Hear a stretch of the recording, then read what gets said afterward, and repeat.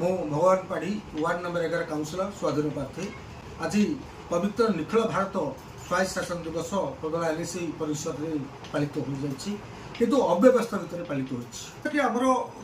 आ भितर ना उद्घाटन कौटी हम आ भितर किसी ना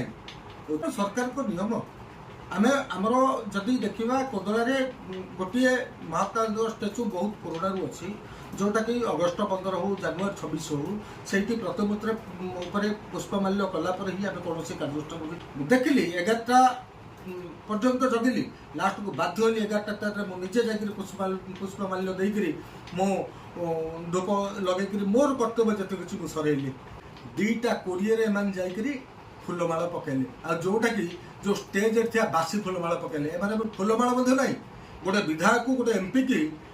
पुष्पगुच्छ देवाई आग पाखे पैसा अच्छी किंतु गोटे